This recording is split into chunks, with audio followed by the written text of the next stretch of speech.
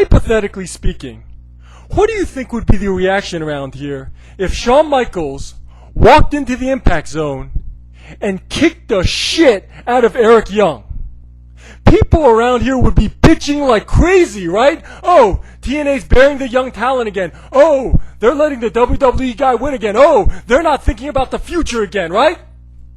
But let's reverse that point of view for a second. Who do you think you are, asking a legend like HBK to lay down to Super Eric? You know, what's that guy ever done? Yet that seems to be the mentality around here sometimes. There seems to be this over-infatuation with, oh, the young guy has to beat the older guy, which is complete bullshit. I mean, what if the younger guy's not as good? What if the older guy is still the more charismatic, more appealing, more complete package? Now, don't get me wrong. I agree that we need to push new talent. We can't stick with the same old farce forever. But the thing is, a lot of these geeks take it way overboard, talking like we need to support a bunch of 20-year-olds and have a bunch of 25-year-old world champions, which is utter bullshit. Hulk Hogan, arguably the biggest wrestling star of all time, was already turning 32 by the time WrestleMania 1 rolled around. You know, let's take a look at some of the biggest stars of all time. Not when they were at their prime, but before that, at the beginning of their push. When the Ultimate Warrior debuted as a nobody, he was already about 28 years old. Taker was around 25. Shawn Michaels threw Marty Jannetty through the window when he was 26. And get this, Razor Ramon debuts at 34 years old. Kevin Nash, also 34. When Stone Cold gave that King of the Ring speech that started everything, he was already 32 years old.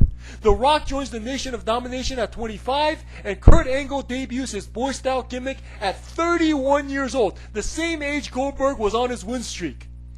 Look at how old the NWO was at formation. And DX wasn't exactly a bunch of kids either. Average age of these wrestlers at their start, 27. Average age of DX, 32, and get this, average age of the New World Order, 39. Okay, now, where are the 20-year-olds? Where? See, imagine if geeks ran wrestling.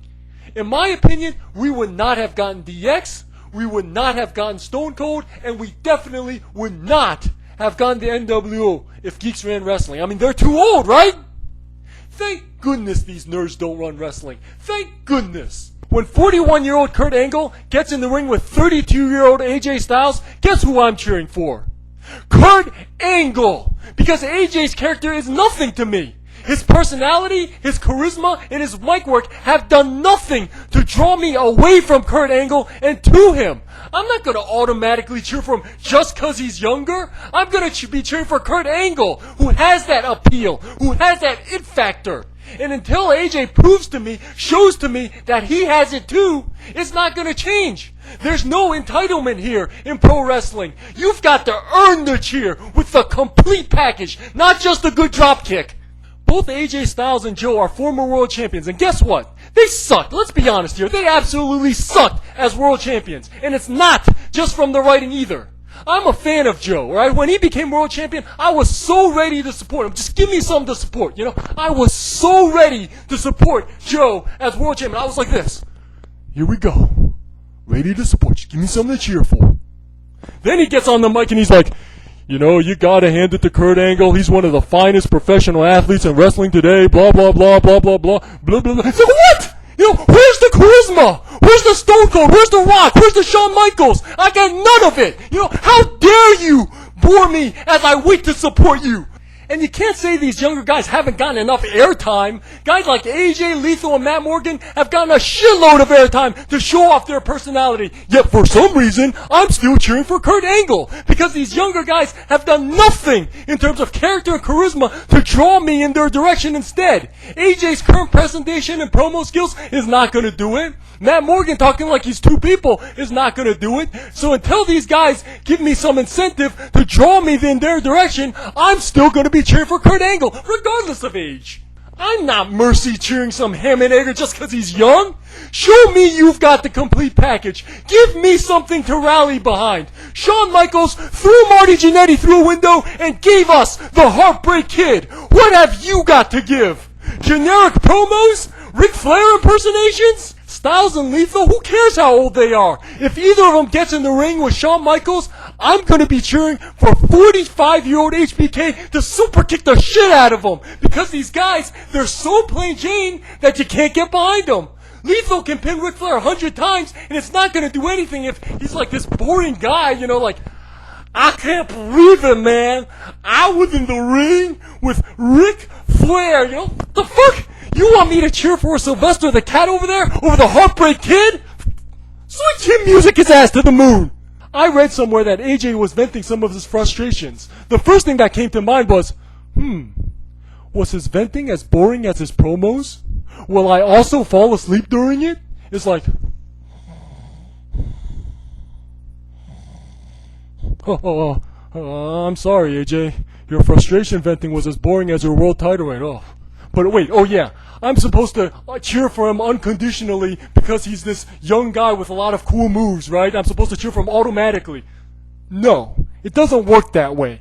You're not entitled to get put over just because you're a young guy with a bunch of cool moves. You cut your teeth in the mid-card first to prove that you're the complete package. Guys like Shawn Michaels, Bret Hart, The Rock, and Kurt Angle prove themselves as high-powered, super charismatic Intercontinental Champions before main event world champions would lay down for them. Have AJ Styles and Lethal proved this yet? Is AJ Styles even close to Shawn Michaels as Intercontinental Champion or Kurt Angle as Eurocontinental Champion? I'd say no. In my opinion, AJ Styles as World Champion has about half the power as Kurt Angle in the WWF mid-card. The bottom line is that I think we can all agree on this one particular point. That as a fan, you have got to prove to me that you make one badass Intercontinental Champion, that you make one badass TV champion before I even begin to support you for a world championship. Ignore guys like Hogan and Goldberg. They're anomalies. They're exceptions.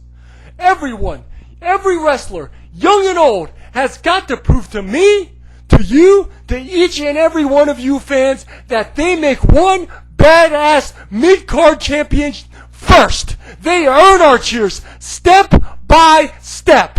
Because otherwise it's meaningless. Lethal beat Ric Flair. Who cares? He hasn't established himself yet. It almost feels like a mercy win. Like Kidman beating Hogan. You don't want it like that.